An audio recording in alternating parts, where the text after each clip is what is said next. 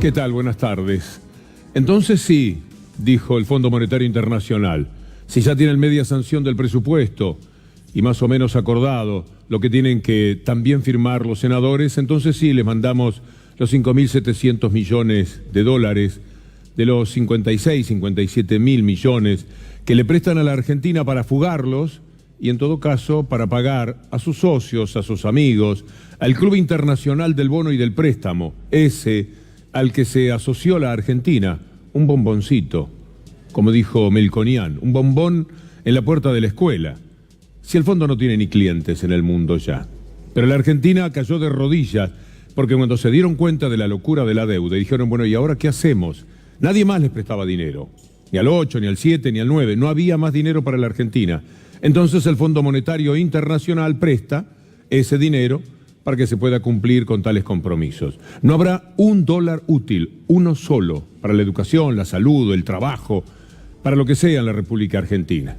Y hoy los medios oficialistas, que ya se sabe qué intereses tienen, lo presentan como un éxito interesante. El gobierno consiguió 5.700 millones de dólares y entonces la deuda anda por los 200.000 millones de dólares, nada más que la contraída por este gobierno y las provincias, con el favor, por supuesto, del gobierno de esas corporaciones. Es todo muy triste y todo se resiente. Miren, en la televisión pública, y esto es muy interesante también en el contexto de la discusión sobre libertad de expresión en la Argentina, se recorta todo, pero también las ideas, también el tipo de trabajo que los periodistas quieren hacer. Este es un video que publicaron en estas horas.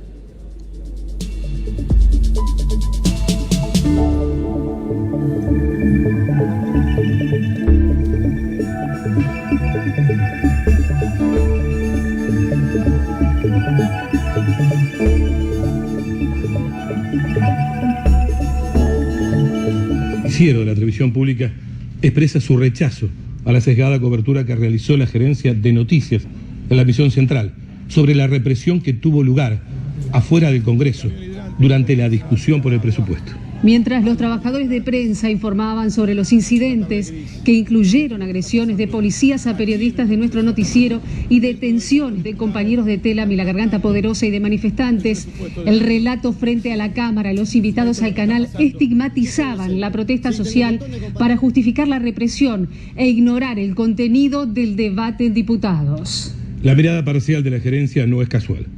El noticiero de la televisión pública atraviesa horas cada vez más críticas. El vaciamiento que encaran los funcionarios del gobierno enquistados en el canal se traduce en el cierre durante varias horas al día de áreas fundamentales para la elaboración de las noticias. También en la eliminación de cobertura sobre hechos que otros medios ignoran, silenciando una realidad que nos involucra a todos. La defensa de una voz distinta, federal, que comprenda a todos los sectores y que no se rija por los intereses de una empresa privada, forma parte de la construcción de nuestra ciudadanía. Debido a la falta de interés de las autoridades de la televisión pública respecto de la cobertura de la sesión en diputados, la detención y posterior liberación de periodistas y manifestantes y el partido que disputó Boca, el colectivo de trabajadores resolvió iniciar asambleas sorpresivas que se reflejó en la no salida de noticieros. Hacemos responsables de la situación de desidia a los funcionarios de la televisión pública. Sin noticias no hay periodismo. Sin noticias no hay periodismo. Yo también los aplaudo. Vale esa lucha. Y la libertad de expresión, parece ser que no han podido informar como correspondía, como sentían, como veían las cosas. En el tema de los incidentes, por ejemplo, lo que pasaba dentro del Congreso. Libertad de expresión, esa te la debo también. Y pensar que Macri y Vidal estuvieron ahora en Salta regodeándose con la libertad de expresión que existe en la Argentina. Uno y otro. ¡Qué tupé! Pensaba entre muchas de las cosas que han cambiado para mejor en la Argentina, está el hecho de que nunca antes ha habido tanta libertad de prensa como ahora. Sabemos que la libertad de expresión y de prensa son valores esenciales, son el verdadero corazón de la democracia. Y Vidal estaba en la misma. Notablemente se refleja en el país la libertad de expresión que existe. Garantizar la libertad de expresión y terminar con un clima opresivo de asfixia y de condicionamiento a los medios y a los periodistas era uno de esos cambios a los que nos comprometimos. Y eso hoy puede comprobarse en un clima que ha cambiado en la Argentina en relación a la libertad de expresión. Es una dama, pero la palabra miente es inevitable, porque no es verdad lo que está diciendo. No es cierto que cuando a determinadas empresas que los protegen y que en realidad son quienes los pusieron allí, les dan como a Clarín 1.000 millones de pesos en un año, solo el gobierno nacional, más lo que le da Vidal, que debe ser más todavía. Vidal a manos llenas vuelca el dinero para clausurar la información. Ni hablemos de Rodríguez Larreta. Así que son quizás 1.500, 1.600 millones de pesos. ¿Sabe cuánto viene para aquí? Algunas monedas, tan solo eso. Y de esta manera, ¿cómo va a haber libertad de expresión? Si cualquier día alguien tendría que bajar la cortina aquí. Vamos a volver sobre este tema, porque hay un ataque del diablo hoy a C5N, pero eso será en el final. Vale la pena, después de escucharlo a Macri y a Vidal hablando de la libertad de expresión, aunque sea 20 segundos nuevamente, de lo que documentaron nuestros colegas de la televisión pública. De la televisión pública expresa su rechazo a la sesgada cobertura que realizó la gerencia de noticias de la Misión Central sobre la represión que tuvo lugar afuera del Congreso durante la discusión por el presupuesto. Mientras los trabajadores de prensa informaban sobre los incidentes que incluyeron agresiones de policías a periodistas de nuestro noticiero y detención de compañeros de tela La Garganta. Esa es la realidad. ¿Cómo se animan a hablar de libertad de expresión como si estuviéramos en un verdadero paraíso en ese sentido? ¿Será por razones como estas que mucha gente piensa, si pudiera, claro que es difícil, salir de la Argentina? No solamente el problema es salir, sino a dónde ir, porque el mundo no está bien para dar trabajo, para contener a la gente. La mitad de los trabajadores desean irse del país por insatisfacción y agotamiento. Agotamiento que tiene que ver con el salario bajo, con perder el empleo, con que ya no hay ilusiones para el trabajador, si todo lo que viene va a ser peor, pero va a ser peor de verdad. No se trata de una suposición maliciosa. No hay salidas para lo que el gobierno ha procurado. Entonces la gente dice, yo me quiero ir, porque además el clima, lo que se respira, no es grato. Hay represión, hay provocación permanente, hay la sensación de que por cualquier cosa se puede terminar preso. Y después está la economía. Mire lo que sucede con las tarjetas. Las tarjetas siempre terminan siendo un refugio. Las tarjetas de crédito van a subir el porcentaje del pago mínimo al 25% del vencimiento mensual. Es decir, se pone cada día más dura la vida. Y entonces entramos casi a noviembre y empezamos a imaginar la canasta navideña. Los pronósticos son tremendos. La canasta navideña estará en los hogares de los ricos y algunos que se sostienen todavía un poco en lo que llamamos clase media. Hay preocupación por la ola inflacionaria que va a afectar la canasta navideña. Va a ser la Navidad más pobre de los últimos 18 años. Será muy triste diciembre, es que lo va a ser. No hay salida, ya verán ustedes en enero los datos, como después del Día de la Madre, como después del feriado largo, el consumo se cae. ¿Y cómo podría levantar cabeza el consumo? Y sin embargo, hay cosas peores todavía, o que por lo menos a mí me parecen peores. Lo que dijo Lustó, el diputado Lustó, el otro día en el debate del presupuesto, es algo que no tiene nombre. Y a mí me da mucha pena, porque es un diputado joven, seguramente inteligente, por encima de la media de lo que se ve en política del lado de Cambiemos y en la derecha de la Argentina, pero que piense de esta forma, por conveniencia. Se han avivado, los Pichetto lo vamos a tener después nuevamente. Se dan cuenta que el mundo va a la derecha y que el discurso tiene que ser de derecha. Si le va bien a porquerías humanas como Trump, Le Pen y Bolsonaro, el asunto está ahí.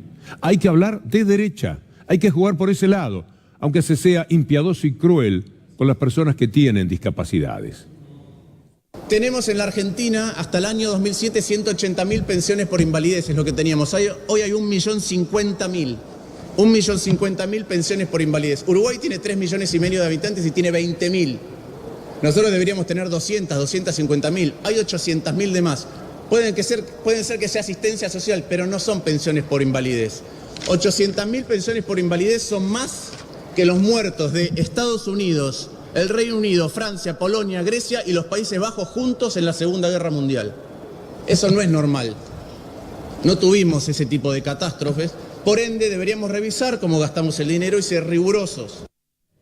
Primero es una analogía tramposa que tiene que ver los que mueren en Estados Unidos, en el Reino Unido, con las personas de discapacidad.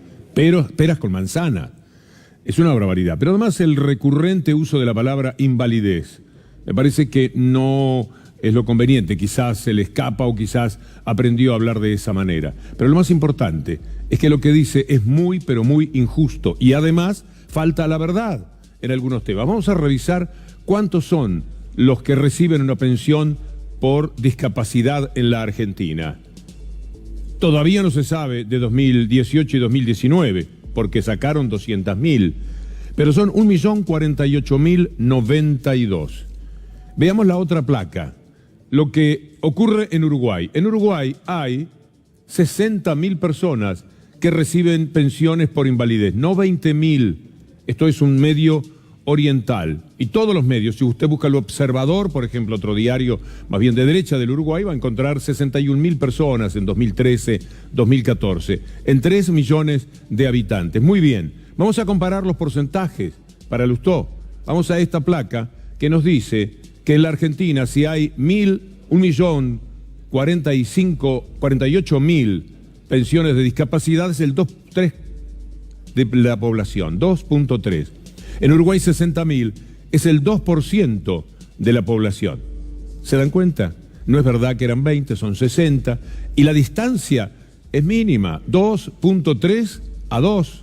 ¿De dónde saca Lustó recursos para hablar de esta manera? En Uruguay, de hecho, sea de paso, entre paréntesis, va esto. Por supuesto que hablan también del agujero negro, desde los sectores liberales en los medios de comunicación del Uruguay. Vea esto, tan solo como un complemento de la información. Otro agujero negro del BPS, las jubilaciones por invalidez. Ahora respondamos a Lustó con personas que entienden mucho sobre el tema de las personas con discapacidad. Marina Suleimán de Redi, una institución de las que lucha a brazo partido por las personas con discapacidad, tiene esto para decirle. Bueno, creo que tengo una ventaja sobre Lustó, que es conocer de cerca algo de lo que él está hablando, no sé si con ignominia o con mala intención. Forma parte de una campaña lanzada desde más arriba de él, de estigmatización de las personas con discapacidad. Yo creo que Lustó forma parte. Hay una cuestión de la que todo el tiempo se habla, de que hay pensiones truchas. De manera que si hay truchas, me parece que no es donde hay que poner la lupa. Él debería reclamarle al Ejecutivo que en esos casos se dé debido proceso, se le den garantías y ajustes razonables a las personas para que se defiendan y entonces eliminar estas pensiones. Pero hay un error de concepto que es mucho más grande. Lustó está creyendo que esto es un gasto público y no una inversión social. Y ese error de concepto viene de su concepción acerca de un modelo económico. Tenemos en la Argentina hasta el año 2007 180.000 pensiones por invalidez, es lo que teníamos. Hoy hay 1.050.000. 1.050.000 pensiones por invalidez. Uruguay tiene 3,5 millones de habitantes y tiene 20.000. Nosotros deberíamos tener 250.000. Hay 800.000 de más. Pueden ser que sea asistencia social, pero no son pensiones por invalidez. 800.000 pensiones por invalidez son más que los muertos de Estados Unidos, el Reino Unido, Francia, Polonia, Grecia y los países... Entre ayer por la tarde y la noche, debo haber recibido 20 llamados por los contactos que existen justamente con personas que trabajan por las personas con discapacidad, y ustedes saben que es un tema que siempre aparece en nuestro programa, desde las atroces marchas. ¿Tenemos alguna de las marchas para recordarle a Lustó qué es la discapacidad? ¿Cuáles son los problemas que tienen? 3 marchas tuvieron que hacer contra este gobierno y Lustó se pone totalmente de ese lado. Marchas de personas en sillas de ruedas, en muletas, personas con verdadera discapacidad. Hay en la Argentina 5 millones de personas que tienen discapacidad. 1 millón, el 20% de las personas que tienen discapacidad son las que tienen una pensión no contributiva. Una pensión que además es un dinerito. Y es hasta torpe el gobierno, porque si a esta gente le dan ese dinero, no tiene capacidad de ahorro, no lo pone en el bolsillo, lo gasta. Y ese gasto también sirve para mejorar la economía del país. No se les ocurre, porque todo lo que piensan siempre pasa por ir a pedirle al Fondo Monetario Internacional o a los que le prestan dinero. En ese mundo de bonos son unos inútiles, para decirlo claramente, son incapaces. La falta de pericia que han tenido es manifiesta. Póngale 5.000, 7.000, es muy modesto a esta gente en el bolsillo. ¿Qué hacen? Lo gastan. ¿En dónde? En los comercios, en todos los sitios donde se tienen que privar de cualquier cosa ahora. ¿Le parece, Lustó, esta imagen para salir a luchar cuando tiene que defender el presupuesto contra las personas que no tienen discapacidad? Un tipo joven, lleno de ideas. Pero no es tonto Lustó. Lustó se da cuenta, como se da cuenta Pichetto, y ahora lo vamos a ver, que el mundo se va a la derecha, el mundo es un espanto. Entonces recurren a la miseria humana. La palabra solidaridad en este mundo de derechas no tiene lugar. La idea del otro. ¿Qué el otro? Yo y yo. Primero yo, segundo yo, tercero yo, como dice algún tango.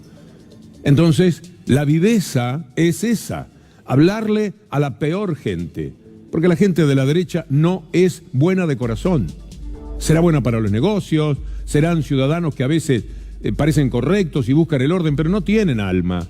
No es así, pero le hablan a esa gente. Y esa gente, y la ignorancia de otros, cuando hablan, por ejemplo, con xenofobia, o se refieren a los inmigrantes con el desprecio de Pichetto. Pichetto es vivo también. Pichetto dice, si está Le Pen, si está Trump, si está Bolsonaro, yo que quiero ser presidente, aunque sea algo gracioso o disparatado, tengo que ir también para ese lado. Y por eso va contra el turco. No sabe quién es el turco. El turco. Y dos venezolanos. No sabe qué es lo que hicieron, no sabe si son inocentes como tantas personas que se llevan presos siempre. No pide contra los encapuchados y infiltrados. No pide, vayas a 4 cuadras para poder pasar cómodo el señor. No sea cosa que alguien le grite algo. Pide eso y pide además que los echen, ya directamente que los echen. Ni siquiera respeta la Constitución, un tipo que pretende, es gracioso, pero lo pretende, ser presidente. Porque la Constitución no dice eso. Hay que hacer un juicio, como decía el doctor Darío Villarruel ayer. Hay que tener en cuenta las leyes. No es que toman a una persona que no les gusta porque les dio contra y le pegan una patada en Ezeiza o en el puerto, y ya está, ya se terminó el problema, lo sacamos de encima esa gente, ese desprecio. Sebastián Plut es un hombre talentosísimo que escribió una nota en la revista Contraeditorial sobre lo que pasa con el neoliberalismo, dice él, y recurre a Darwin. Darwin dice que los hombres lucharon contra el resto de los animales por predominar, por la dominación, y no dominaron a los otros animales, pero después no les fue suficiente y ahora tienen que dominar a los otros seres humanos, establecer una pelea en la cual tiene que haber nuevamente ganadores, como si fuera parte de la condición humana, que es parte de la condición de la derecha. Entonces Pichetto se embala, ve que el mundo es una porquería y dice, yo me asocio.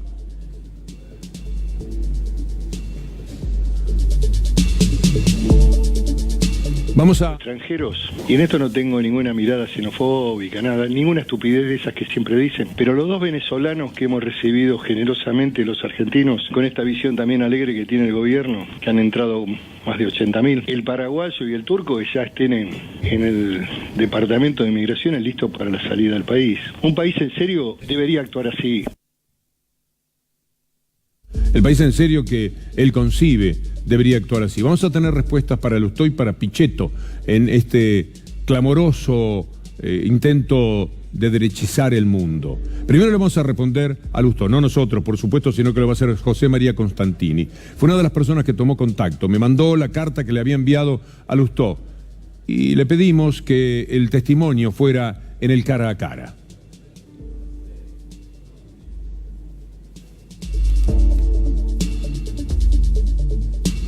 Un poquito de paciencia.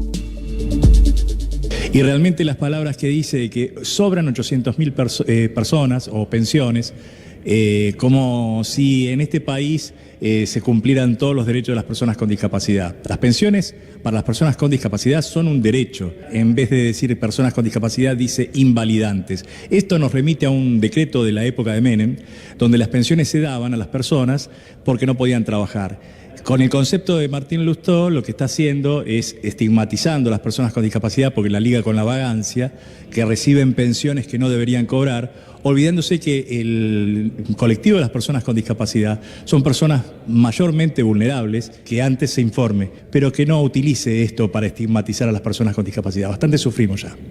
Hay personas con discapacidad que tienen, por historia familiar, una condición un tanto superior. Imagina Lustó lo que es tener discapacidad en lugares muy pobres. No saben ni siquiera dónde tienen que ir a golpear para pedir lo que les corresponde. Tendría que haber más pensiones a las personas con discapacidad. Yo no sé en qué piensan. Deben pensar políticamente. Ahora el turco, así llamado, Anil Yanil, va a responderle a Pichetto, porque dijo al turco hay que echarlo, al turco ese y a los venezolanos y todos los que rayen son de afuera. Nosotros, los argentinos, que los hemos recibido, como los hemos recibido, porque tenemos que bancarnos a esa gente, nos bancamos cada argentino, Pichetto. Usted, por ejemplo. Ahí le responde el turco. Estoy viviendo en Córdoba y me llevé acá el Buenos Aires a hacer trámite en la embajada y para visitar a mi amigo. Empecé a caminar y hasta que calle Humberto Primo y la marcha que era mi atrás. En ese momento las policías llegaron con motos y empezaron a tirar gas, empezaron a disparar a la gente. Bueno, yo doblé, en ese momento quise doblar Humberto Primo y doblé. Y caminé hasta que la mitad de calle y bueno, dos policías entró calle con motos y me dispararon. Y dispararon 2 veces.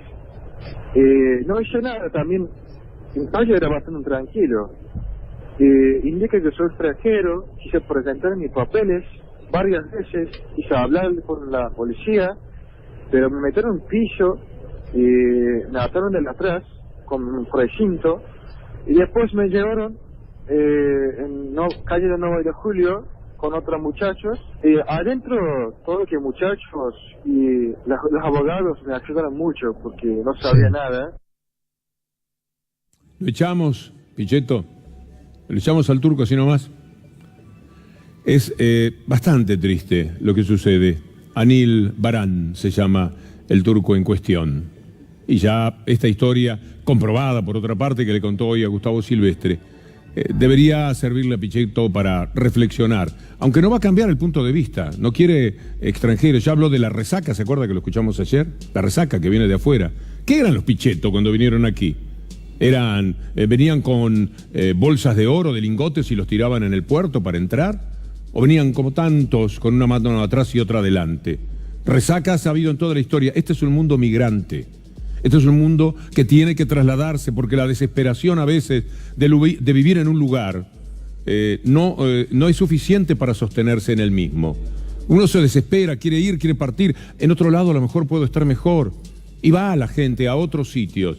También debe haber más de 1 millón de argentinos dando vueltas por el mundo, porque en determinados momentos, en el 2001, ¿se acuerda, Pichetto? Se tuvieron que ir. Muchísimos se tuvieron que ir. A trabajar en lo que se pueda, porque aquí no tenían absolutamente nada. A veces porque aquí no había remedios en los tiempos del neoliberalismo. Le vamos a poner 2 o 3 ídolos a quienes así se manifiestan, para entender por qué la derechización del mundo está de moda, está en onda, y entonces hay que declarar así, porque de esa manera piensan, y tristemente sucede, que los van a votar. Empezamos por Le Pen en Francia. Au premier rang de ces politiques imbéciles, il y a la question de l'immigration massive. Le terreau du communautarisme est la réponse aux questions que vous vous posez. Mais pourquoi y a-t-il des terroristes qui sont nés sur nos territoires de l'Europe? Eh bien pour ça. Parce que l'immigration massive a entraîné du communautarisme et que le communautarisme est le terreau dans lequel le fondamentalisme islamiste vient chercher et vient recruter ses futurs soldats. Nous n'avons pas compris. La señora Le Pen en Francia, y le va muy bien, cada día tiene más votos. No se sorprenda si un día la ve como presidenta de Francia a esta mujer. ¿Quiere un poquito de Bolsonaro? Eu fui no quilombola em Eldorado Paulista. Olha, o afrodescendente mais leve lá pesava 7 arrobas. Não fazem nada. Eu acho que nem para procriadores serve mais. Mais de R$1 bilhão por ano gastado com eles. Fica aí, Maria do Rosário, fica. Há poucos dias tu me chamou de estuprador no Salão Verde e eu falei que não estuprar você porque você não merece. O filho começa a ficar meio assim, meio gayzinho, leva um couro, ele muda o comportamento dele. Tá certo? Então certas coisas, eu já ouvi de alguns aqui, olha, ainda bem que ele deu umas palmadas, meu pai me ensinou a ser homem. Eu fui com meus 3 filhos Ah, foram 4, outro foi também, foram 4. Eu tenho um quinto também. O quinto deu uma fraquejada, né? Foram 4 homens, a quinta deu uma fraquejada, deu uma mulher. Através do voto, você não vai mudar nada nesse país. Tá? Nada, absolutamente nada. Você só vai mudar, infelizmente, quando um dia nós partimos para uma guerra civil aqui dentro. E fazendo um trabalho que o regime militar não fez. Matamos 30 mil. El tipo es 1000 veces peor todavía, le estamos dando a probar de la personalidad de Bolsonaro. Pero a ese imbécil lo vota el 60% del Brasil, va a haber 58, 57. Hay quienes tienen esperanza. Bueno, está bien, hay que mantenerla siempre. Mi idea es que va a ser 58 a 42, 57 a 43, 57 de cada 100, incluidos los negros, a los cuales este hombre les dice que no sirven ni para procrear, incluidas las mujeres, que sacaron una campaña, muchas de ellas, no, pero muchas evidentemente lo votan. Mire, ese será espantoso. Quiere redondear el espanto un poquito de Trump. When Mexico sends its people, they're not sending their best. They're not sending you. They're not sending you. They're sending people that have lots of problems, and they're bringing those problems with us. They're bringing drugs. They're bringing crime. They're rapists. I would build a great wall, and nobody builds walls better than me, believe me. And I'll build them very inexpensively. I will build a great, great wall on our southern border, and I will have Mexico pay for that wall. Nada, comparado con lo que hace y dice, niños secuestrados, separados de sus padres, cuando cruzan la frontera, semanas, ellos solitos con su alma, no sabiendo dónde están. Un personaje capaz de cualquier cosa. Pero, mire, yo creo que no debería cumplir su mandato por todo lo que le han denunciado, todo cierto. Pero ahora estoy pensando que hasta es capaz que lo reeligen. Bueno, esa derechización horrenda del mundo, con varios gobiernos europeos que defendiéndose de la inmigración convencen hasta a los trabajadores. Los trabajadores que dicen, me van a sacar a mí el trabajo. Los que vienen de afuera tienen que hacer, la mayoría de las veces, trabajos más modestos, que no quieran hacer, a veces, los nativos. Y eso sí lo tienen que hacer y lo pueden hacer. En fin, quería entender, quiero ver por qué Macri, por qué Lustó, por qué Pichetto, por qué Vidal, por qué este mundo de personas que se manifiestan contra la libertad de expresión, contra los valores de la democracia, a favor del periodismo que solamente a ellos les sirve, que le quitan el pan de la boca a los más pobres, que bajan el salario. ¿Por qué es que les va bien? ¿Por qué tienen éxito?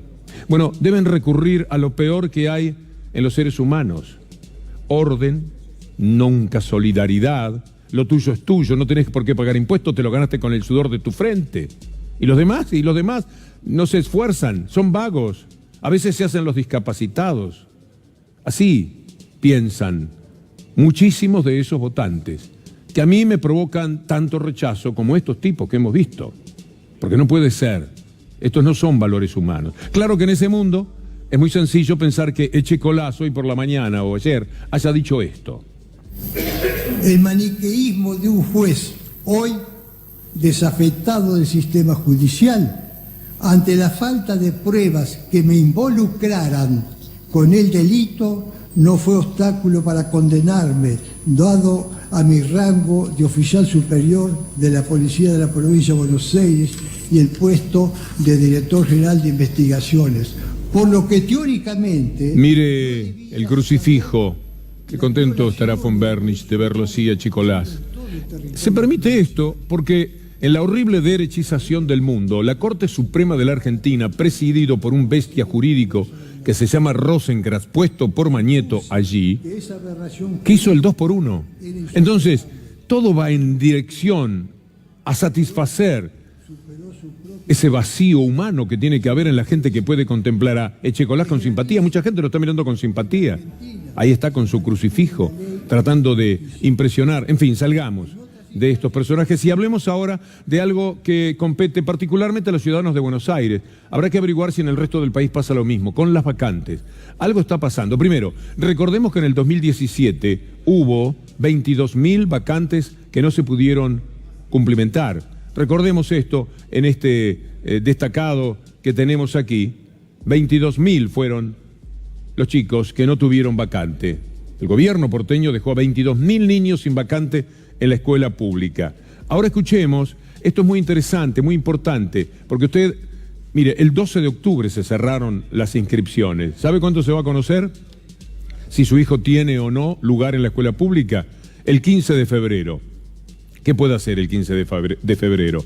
Caer en la escuela privada.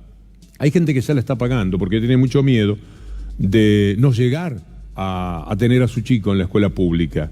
Y teme y empieza a hacer un enorme esfuerzo. Bueno, lo que va a decir Sergio Carchoffi, un abogado, es muy interesante, porque hay una ley que lo protege. Cuando llegue el 15 de febrero o antes, se puede ir buscando una vacante por obligación del Estado para la educación de su hijo. La Constitución de la Ciudad de Buenos Aires, en sus artículos 23 y 24, asegura el acceso y la permanencia en el sistema educativo y garantiza la escolaridad de los niños.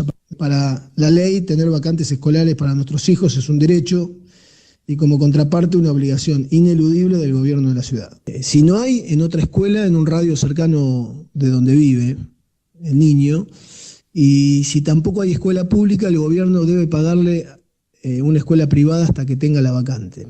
Esto es lo que los jueces están ordenando.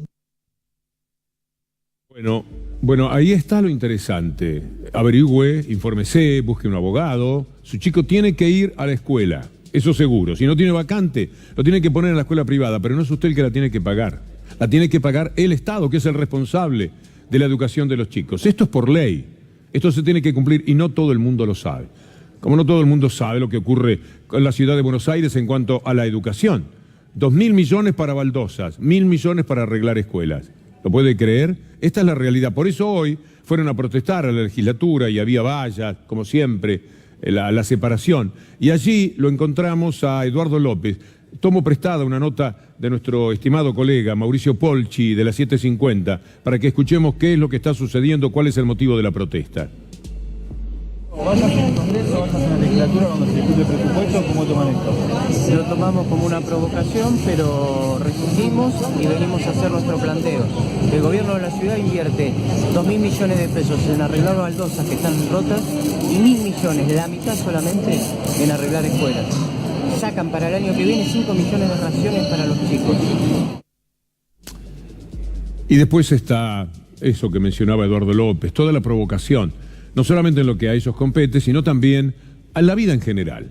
Hoy el diario Clarín, el diario de Mañeto, quiero decirle antes de mostrarle nada, que Mañeto consiguió con su gente, con su extorsión, allá por el 2001-2002, eliminar una deuda que era 3 o 4 veces la de Cristóbal López y Fabián de Sousa, que están presos porque él lo determinó, porque él persiguió a los jueces, accionó sobre el Consejo de la Magistratura para que fueran presos.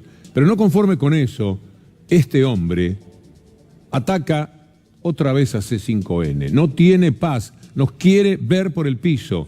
Y aquí trabaja mucha gente que necesita de ese trabajo, por cierto, como todo el mundo, pero lo necesita doblemente porque aquí hay gente de una gran capacidad profesional que ama lo que hace.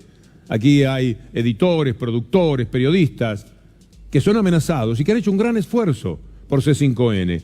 Estamos en pie todavía por el trabajo de toda la gente que en estos momentos está allí. 2 años sin aumentos, aguinaldos en cuotitas pequeñísimas, una paciencia como pocas veces se ve. El deseo de no resentir la pantalla, de no perjudicar el producto, en este momento en el que C5N suele darle en los programas periodísticos una verdadera paliza al diablo de TN, al diablo de Mañeto. Y por eso van, a ver si está un poco de la nota, el título que ponían hoy, que por supuesto se corresponde en cada línea con algo que es sesgado, es una mentira. Informes de la AFIP y la Sindicatura Judicial alertaron por las fuertes pérdidas en el canal de noticias C5N. Y entonces ponen que se han gastado 73 millones, entraron 73 millones, ahí está. López gasta 70, lo ponen a López porque es más popular públicamente que de Sousa, gasta 70% más que sus ingresos y marcan el rojo. Esto no es así, pero no importa, lo que a mí me interesa es decirles a ustedes en la pantalla, ya está, están vaciando la empresa. Quiero decirle que Mañeto consiguió apaleando al anterior modelo de gobierno, mintiendo de la forma que usted sabe que ha mentido, y esto no lo puede discutir nadie, consiguió el cambio de gobierno. Mentiras atroces, propiamente dignas de su personalidad, de su diario, de la basura que diariamente publican y de todo lo que sale habitualmente en TN.